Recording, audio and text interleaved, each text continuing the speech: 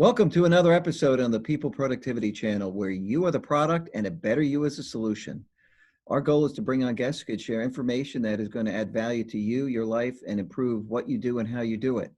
So today, in that vein, I have a very, very interesting guest, Larry English. Larry is the author of this book, Office Optional, which came out right before the pandemic. So you can only imagine, how well received this has been. It's a great book. I actually read through it. I think it's extremely well done. And it's from a pioneer in remote work. And Larry, why don't you introduce yourself quickly? Yeah, thank you for being kind. So Larry English, I'm president of Centric Consulting, and we are a 1,000-person management and technology consulting company. And we have offices, well, I'll save the word offices, but operations is probably more appropriate, in 13 US cities and in India. And we've been remote for 20 years. Yeah, fascinating. So, you were a pioneer in remote work. And more importantly, I think you were a pioneer in building a great culture, which is all part of this. So why don't we chat a little bit about, in your book, you do share this epiphany you had working at one of the big consulting firms out of college and how that actually changed your life. So what happened? Sure. So all of those, painful moments lead to good things. So out of college, I worked for one of the big international consulting firms, and it was a great school. I learned a ton and fast, but I was working 80 to 100 hours a week, weekends, and it doesn't stop. Unusual. I was there 5 years, made manager, and I was looking, I was like, oh my gosh, is this it? I'm going to just do this forever and retire and die. And so I had a midlife crisis at 25 and talked my newlywed wife into backpacking around the world and really trying to find myself and find the answer to that question. And so in the book, I highlight that. I was laying on the beach in Bali reading James Michener, and there's a quote in there that basically says people wanted to do something big in their lives, but they waited till it's safe, and now it's safe, and they're 68 and living in Southern Florida.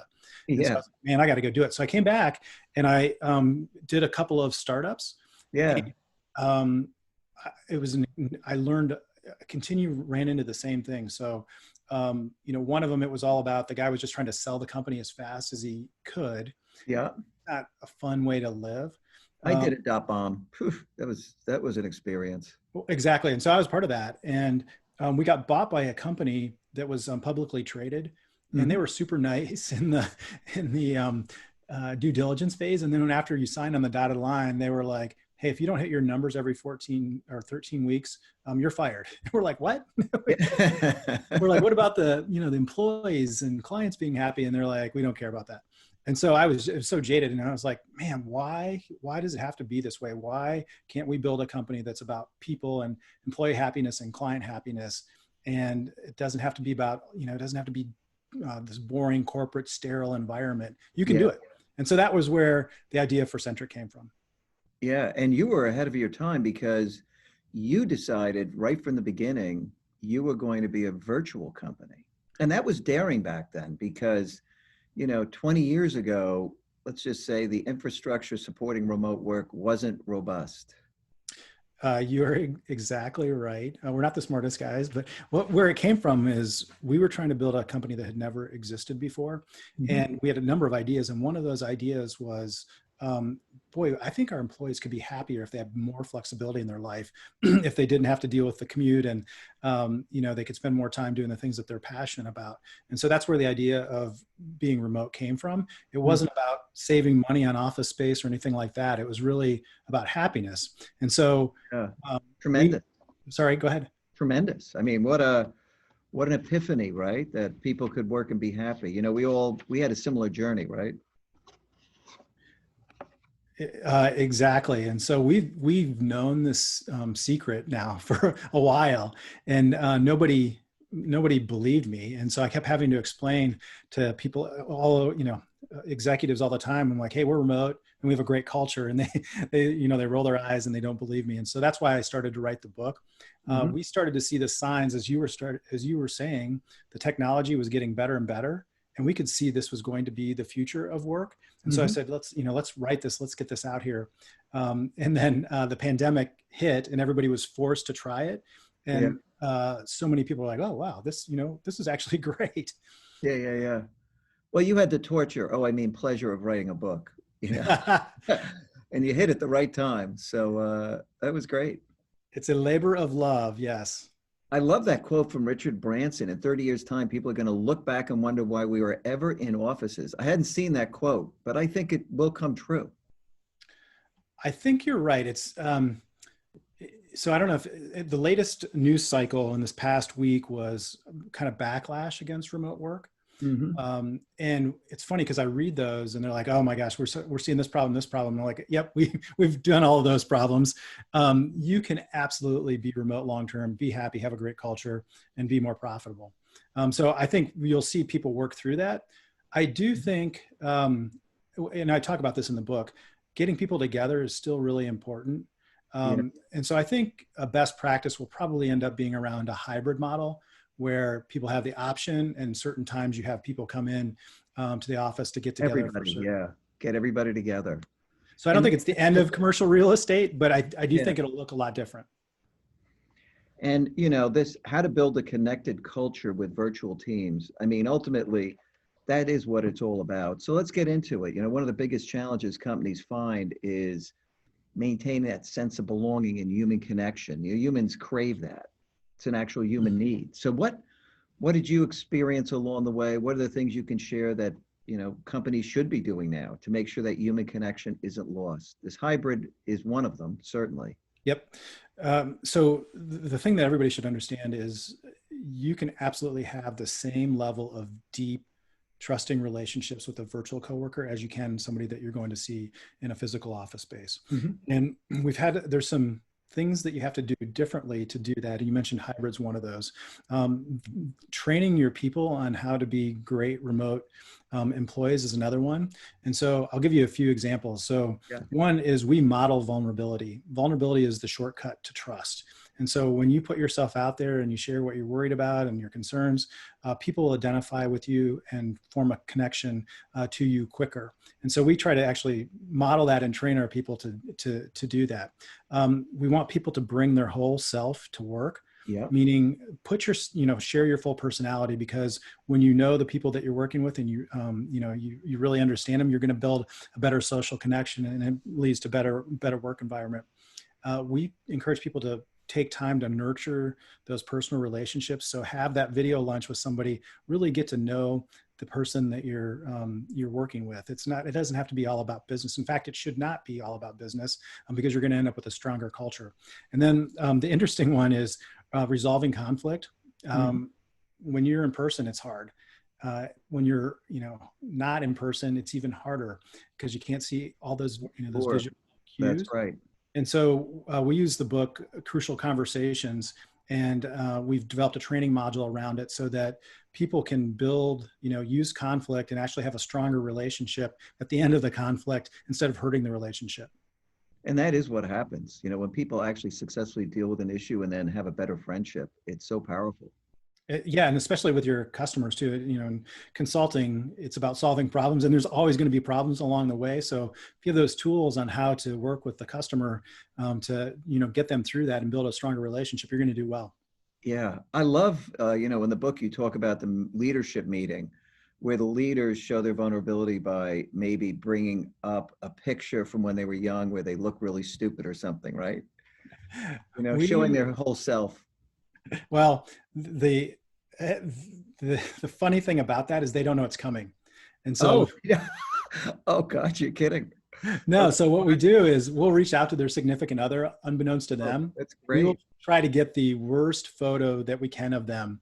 And so, in between a PowerPoint deck or a presentation, we'll pop that up, and they're always surprised. So yeah, we like to keep everybody humble. Yeah. No, it's perfect. I mean, vulnerability, God, the amount of research, proof, and evidence of the power of vulnerability is amazing. And it's probably one of the strongest leadership tools. But in terms of building relationships for every individual, it really matters.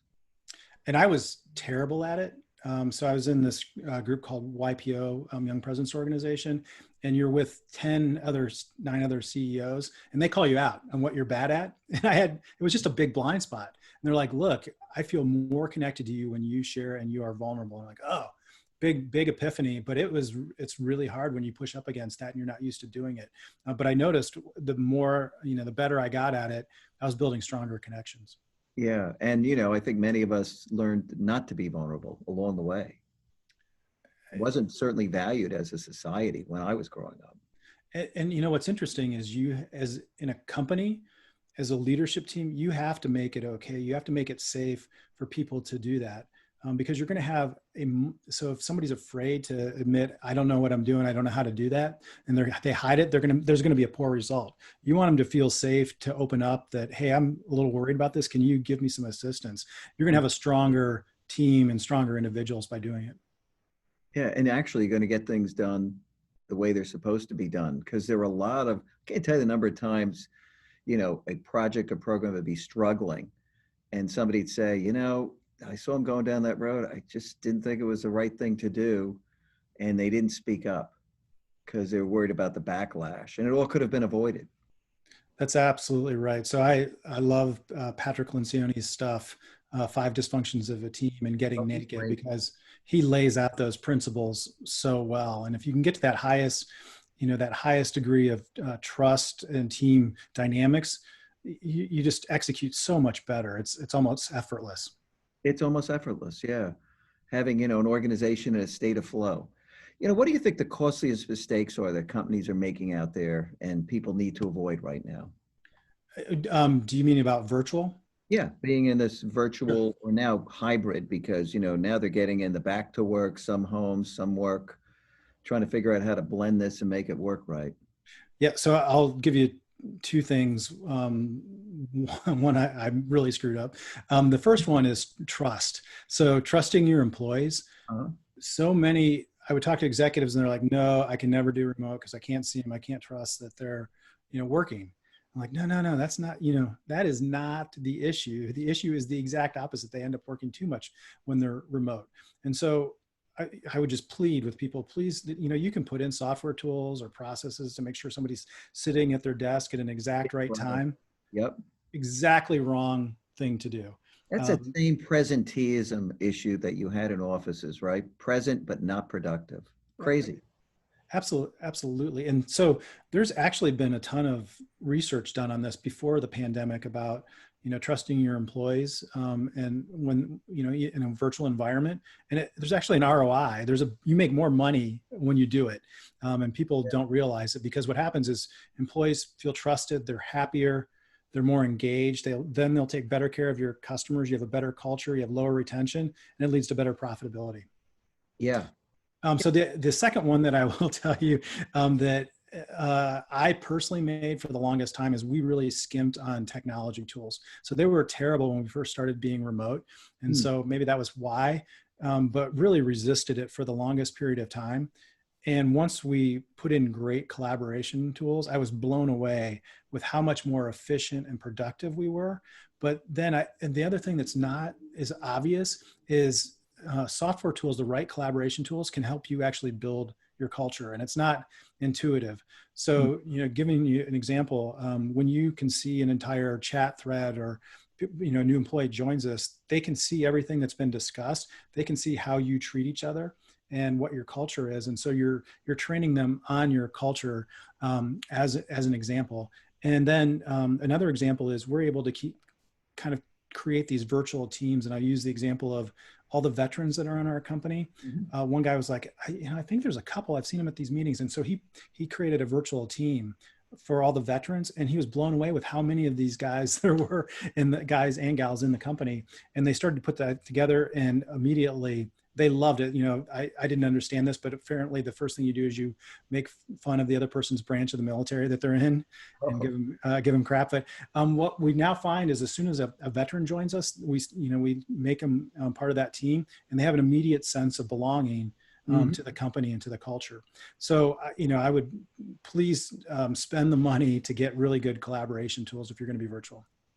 Yeah. Oh, no question about it. And the tools are so much better now than they were back then. Exactly. What do you do to build strong virtual relationships with your clients? So a couple of things.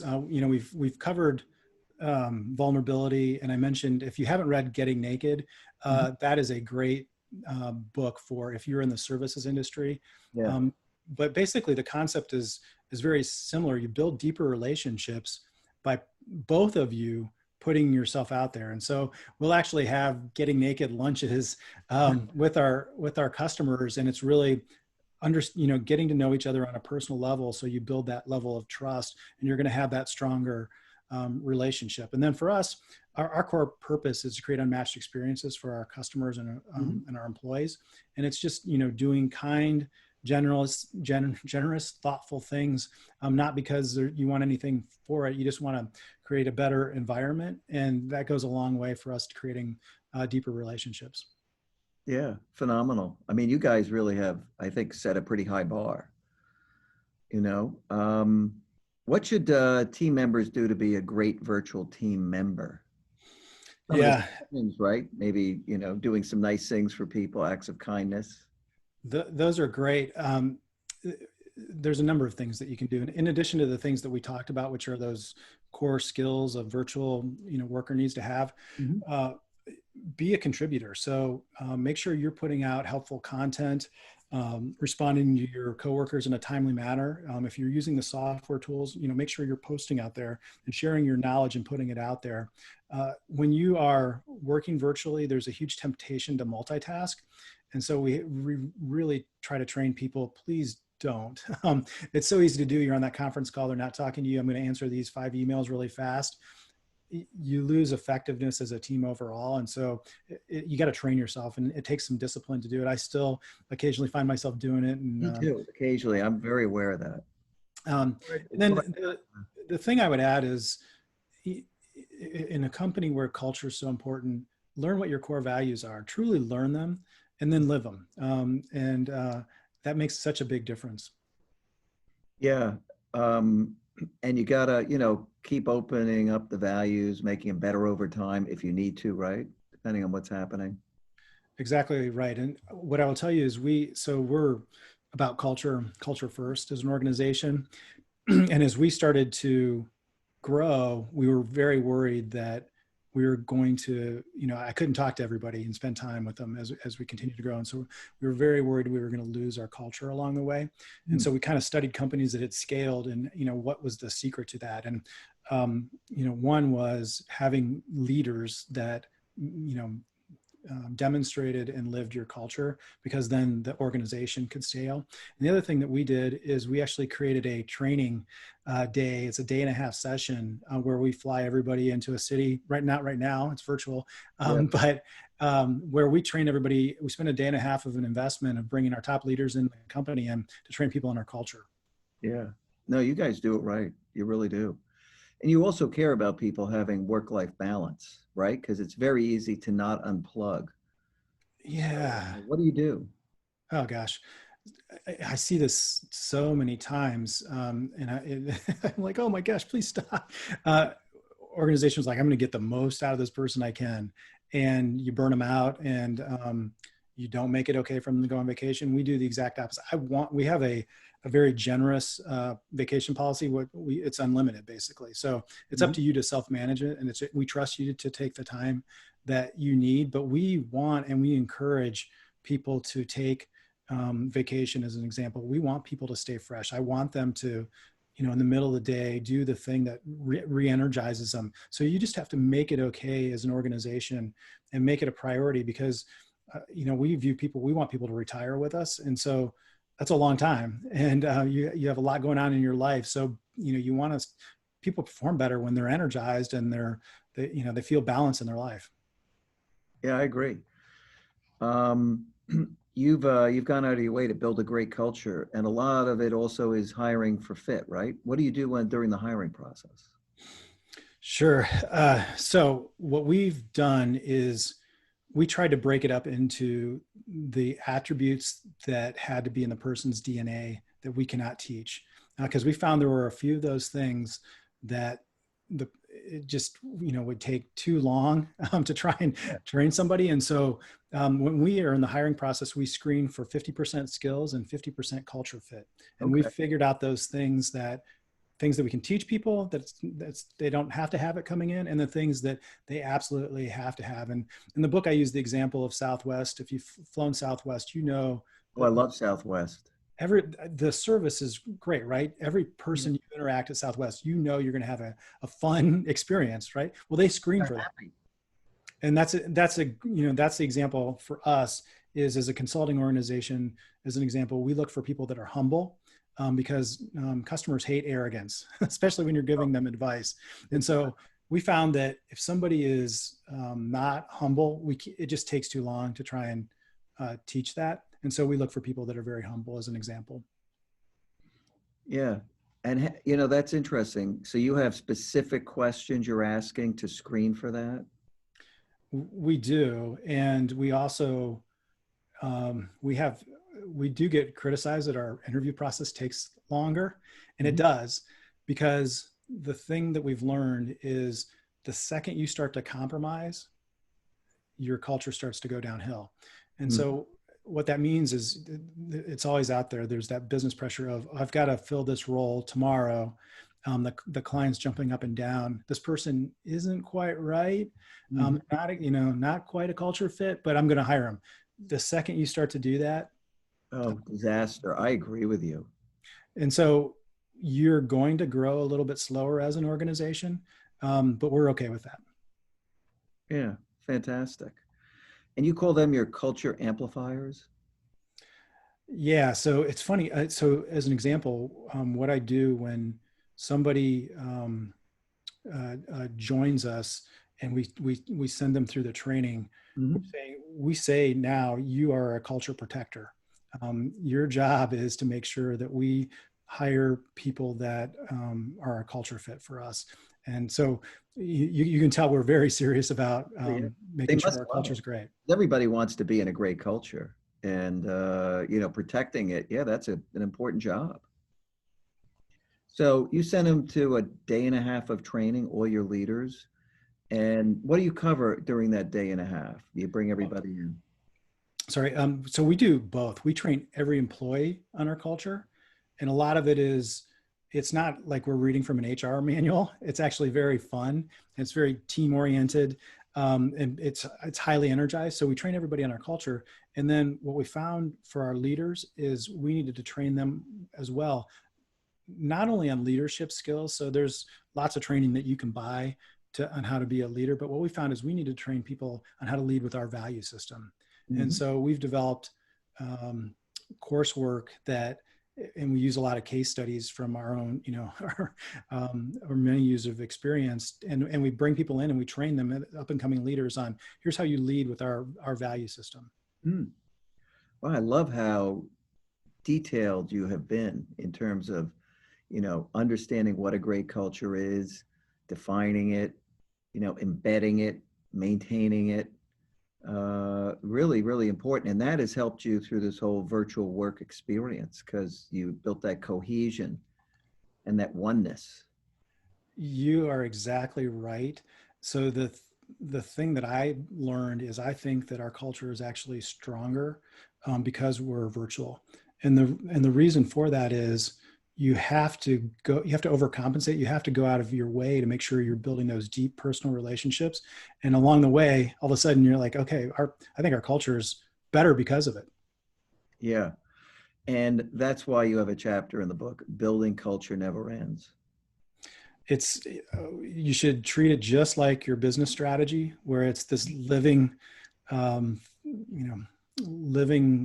set of rules and how you operate, and you just treat it as, hey, we're going to get better and better at this. So everything changes. And when people come in, we want them to bring new ideas to us, because you're kind of blinded by, you've been there. And so people come from the outside and they're like, why do you guys do that? And we're like, I don't know.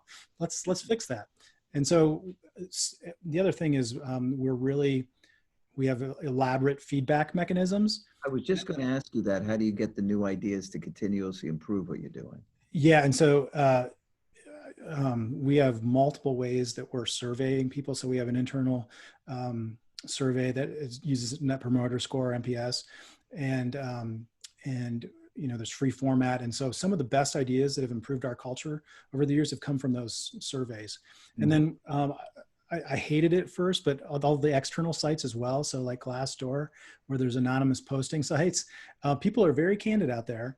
Yeah. And of course, you're going to get people that feel jaded and they put some stuff out there that's not fair or true. But you can get a good overall sentiment of, hey, there's a lot of people feeling this. This is probably something we need to look into. But if you're, truly living your values and your culture, every organization is open now. And so, put yourself out there and continuously improve. Yeah. Culture is external now.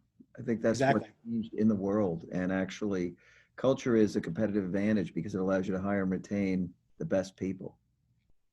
It's been our secret sauce. I couldn't agree more. And they stay longer too. So our retention is very low. I mean, that's having, you hire Retention rate, sorry. with you is a lofty goal. I'm sorry. I say to hire people so they retire with you is really a lofty goal in an era where companies churn through people. I love what you're doing. I think it's great. Thank you. It's a happier way to live your life, and it is truly family for me. So when we do get together in person, it's not like you're dreading going to this corporate event.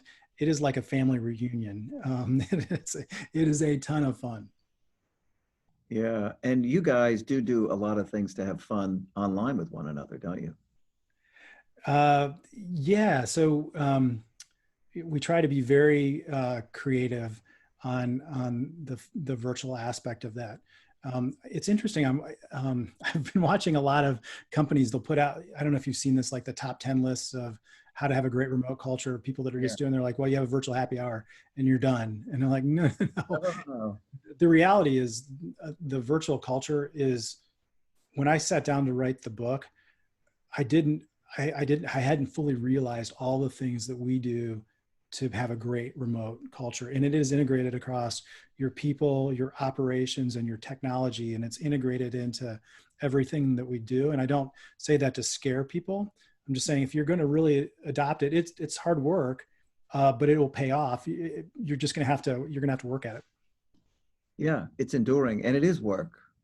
But the fact that it will survive and outlive the people who created it is what's so incredible.